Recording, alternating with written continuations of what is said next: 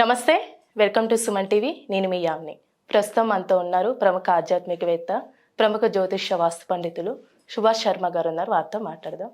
నమస్కారం గురుగారు. శ్రీమాత్రే నమః. తాకట్టులో ఉన్న బంగారాన్ని విడిపించి ఆ రోజు ఆన్లైన్ రేటుకే మేము కొంటాం. Sharma gold company. గురుగారు, ఇప్పుడు మనకి పుష్య పౌర్ణమి ఉంది కదండి. ఆ రోజు అసలు ప్రత్యేకత ఏంటి? ఆ రోజు మనం ఏ విధంగా పూజ చేయాలి? అలానే మంత్రం ఏమైనా ఉందండి ఆ రోజు మనం ప్రత్యేకంగా చేయడానికి? తప్పకుండా తెలియజేస్తానమ్మా. ముందుగా ప్రేక్షకులందరికీ శ్రీమాత్రే నమః, శ్రీ గురుభ్యో నమః. జ్ఞానినాంనపి చేతాంసి దేవి భగవతి హిసా బలాయ కృష్ణమోహాయ మహామాయ ప్రయశ్చతి. మనకు పుష్యమాసమునందు గురువారం పుష్యమీ నక్షత్రం రావడం అనేటటువంటిది చాలా అద్భుతమైనటువంటి యోగము అంటారు. దీనిని గురు పుష్య యోగము అని అంటారు. ఈ గురు పుష్య యోగం అనేటటువంటిది జ్యోతిష రీత్యా గనక చూసుకున్నట్టయితే మనిషికి ధనలాభాన్ని కలిగించడానికి, అందులోనూ ధనయోగాన్ని ప్రతి మనిషికి అందించడానికి ఈ యోగం అనేటటువంటిది చాలా అద్భుతంగా ఉపయోగపడేటటువంటి యోగం.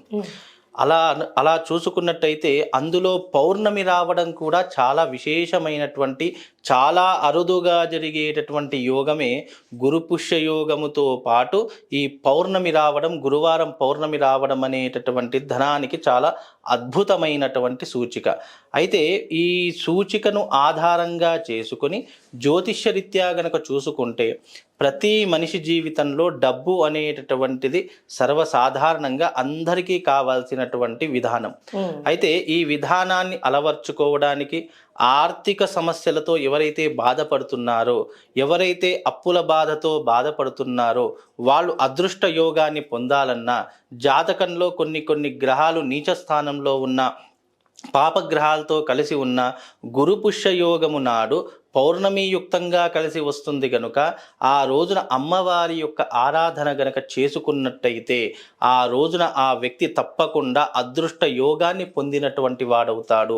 ఎందుకు అనంటే గనక ఇటు పౌర్ణమికి, ఇటు సాక్షాత్తు ఆ జగన్మాత అయినటువంటి ఆదిపరాశక్తికి చాలా కనెక్షన్ ఉంది. ఇది చాలా మందికి తెలియనటువంటి విషయం. ఎందుకంటే చంద్రుడి నుండి వెలువడేటటువంటి షోడశ కిరణాలు ఏవైతే ఉంటాయో, అలాగే షోడశ కళలు ఏవైతే ఉంటాయో అవి పౌర్ణమి రోజున భూమి మీదికి ప్రసరింపజేసేటటువంటి అద్భుతమైనటువంటి యోగంగాను, అలాగే పౌర్ణమి రోజున అమ్మవారిని ఆరాధించినటువంటి వారికి అమ్మవారి యొక్క సంపూర్ణమైనటువంటి అనుగ్రహం కలగడానికి ఇది చాలా అద్భుతంగా ఉపయోగపడేటటువంటి ఒక యోగంగా భావన చేసుకోవాలి. ఆ రోజు ప్రత్యేకంగా అమ్మవారిని పూజించాలి. ఆ రోజు ప్రత్యేకంగా అమ్మవారిని ఆరాధన చేయాలి. ఎవరి ఇంట్లోనైనా శ్రీచక్రం ఉంటే గనక ఆ రోజున రాత్రి 8 గంటల నుండి 9 గంటల మధ్యకాలమునందు మన టెర్రస్ ఉంటుంది కదా బంగ్లా మీద, ఎక్కడైతే చంద్రుడి యొక్క కిరణాలు ప్రసరింపబడుతున్నాయో అక్కడ కూర్చొని మనము శ్రీచక్రాన్ని ఆరాధించడం వల్ల ఆ వ్యక్తి నిరంతరము ఆరోగ్యాదులతో, కుటుంబంలో ఏ కలతలు లేకుండా అష్టైశ్వర్యాలతో తులతూగుతాడు అనేటటువంటి విధానం కూడా మనకు మణిద్వీప వర్ణనలో చెప్పడం జరిగింది. మణిద్వీప వర్ణనలో అమ్మవారిని ఏ విధంగా కొలవాలి అంటే, అమ్మవారికి గురువారము పుష్యమీ నక్షత్రం వచ్చినప్పుడు గురుపుష్య యోగము అని అంటాము. అంటే మనుషుల యొక్క సకల పాపాలను జాతకంలో హరించాలి అంటే గనక గురు యొక్క అనుగ్రహం కావాలి. అందుకే జాతకంలో మనం ఎప్పుడైనా చూడండి, ఏ గ్రహం బాగా లేకపోయినా ఒక గురుగ్రహం బాగా ఉంటే గనక 100 పాపాలను హరింపజేస్తాడు, 100 రకాలైనటువంటి దోషాలను హరింపజేస్తాడు, అంటే నాశనం చేస్తాడు. కనుక గురువు యొక్క అనుగ్రహం అనేటటువంటిది జాతకంలో ప్రప్రథమంగా మనం చూసుకోవాలి. అందుకే గురువారం గురుపుష్య యోగం వచ్చినటువంటి కాలమునందు ఎవరైతే, ఏ మనిషి అయితే, ఏ మానవుడైతే అమ్మవారి యొక్క శ్రీచక్రార్చన కానీ, అమ్మవారి యొక్క శ్రీచక్రార్చన పూజ చేస్తున్నటువంటి సమయంలో అక్కడ కూర్చున్నా కానీ అమ్మవారి యొక్క సంపూర్ణమైనటువంటి అనుగ్రహం కలుగుతుంది. ఎక్కడైతే మనము ఈ టెర్రస్ మీద, ఎక్కడైతే బంగ్లా మీద కూర్చొని మనము పూజ చేస్తామో, అంటే చంద్రుడి యొక్క కిరణాలు ఆ శ్రీచక్రం మీద పడేలా చేస్తామో, ఆ శ్రీచక్రంలో తెలియకుండానే ఒక అద్భుతమైనటువంటి ఎనర్జీ, అద్భుతమైనటువంటి శక్తి ఆ శ్రీచక్రంలో ఆపాదన జరగడం జరుగుతుంది. దీనికి పెద్ద మంత్రాలు, తంత్రాలు, యంత్రాలు ఏమీ అవసరం లేదు. మనం భక్తితో, మనస్ఫూర్తిగా, నిష్కల్మషమైనటువంటి మనస్సుతో మన సంకల్పం చేసుకోవాలి. నేను, నా కుటుంబము పిల్లా పాపలు ఎప్పుడు ఆరోగ్యంగా ఉండాలి, నాకున్నటువంటి ఆర్థికపరమైనటువంటి సమస్యలన్నీ తొలగిపోవాలి అని చిన్న సంకల్పంతో నువ్వు శ్రీమాత్రే నమః అనుకుంటూ పంచామృతం పోసినా చాలు, ఆ తల్లి వెంటనే కరుణించి నీ ఇంట్లో తిష్టవేసి కూర్చుంటుంది. అది ఏ రూపకంగా? శ్రీచక్ర రూపకంగా తిష్ట వేసుకొని కూర్చుంటుంది అని మణిద్వీప వర్ణనలో చాలా అద్భుతంగా వివరించడం జరిగింది. కనుక ఇదంతా కూడా సైంటిఫిక్ రీజన్గా తీసుకున్నా కానీ పౌర్ణమి రోజు చంద్రుడి నుంచి వచ్చేటటువంటి ఆ యొక్క కిరణాలు ఏవైతే ఉంటాయో ఆ కాస్మిక్ కిరణాలు అవి భూమి మీద ప్రసరింపగానే ఔషధంగా మారిపోతూ ఉంటాయి. తద్వారా ఏమవుతుంది అంటే ఆరోగ్యాదులకు, ఐశ్వర్యాదులకు, మూలికలకు, పునర్వసు నక్షత్రం రోజున చేసేటటువంటి ఔషధ సేవనంకు చాలా ప్రత్యేకత ఉంది అని ధన్వంతరి ఆయుర్వేదిక శాస్త్రంలో మనకు కనిపించడం జరుగుతుంది. కనుక ధన్వంతరి ఆయుర్వేద శాస్త్రంలో ఇప్పుడు మీకు చిన్న ఉదాహరణ చెప్తాను. ఎవరికైనా సంతానం జరగకపోయినా, ఎవరికైనా ఏదైనా మన ఆరోగ్య సమస్యలున్నా పుష్యమీ నక్షత్రం రోజున మందు వేయడం జరుగుతుంది. పుష్యమీ నక్షత్రం రోజు చాలా మంది వెంకటేశ్వర స్వామి ఆలయంలో కానీ లేదా వైష్ణవ ఆలయాలలో కానీ కొన్ని పసరు మందులు వేస్తూ ఉంటారు.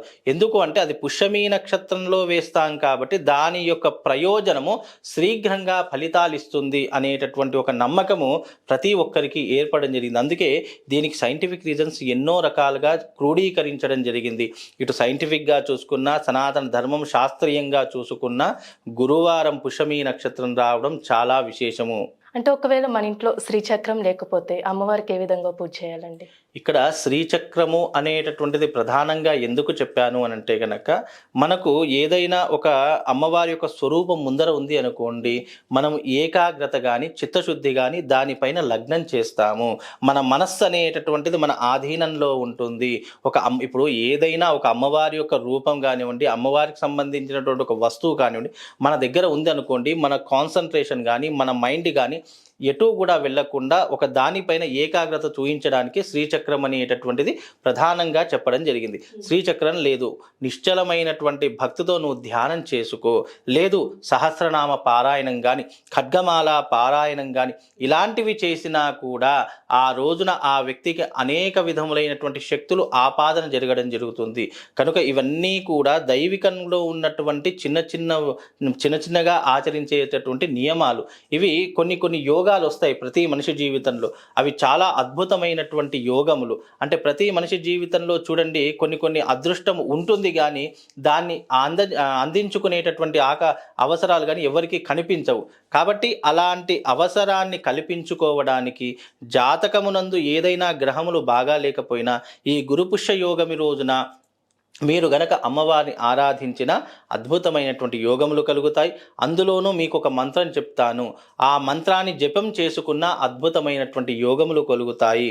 ఆ మంత్రం ఏమిటి అంటే గనక ఓం హైం హ్రీం శ్రీం శ్రీమాత్రే నమః, ఓం హైం హ్రీం శ్రీం శ్రీమాత్రే నమః అనే మంత్రాన్ని మీరు జపం చేసుకున్న అద్భుతమైనటువంటి యోగములు మీకు సొంతమవుతాయి. మీ మనసులో 108, దేనికైనా ఏ జపానికైనా 108 అనేటటువంటి ప్రధానమైనటువంటి సంఖ్య. దానిపైన ఎంత చేసుకుంటే అంత పుణ్యము. మినిమం తక్కువలో తక్కువ 108 సంఖ్యతో చేసుకుంటే గనక మనకు కొన్ని రకాలైనటువంటి అద్భుతాలు మనకు కనిపిస్తూ ఉంటాయి.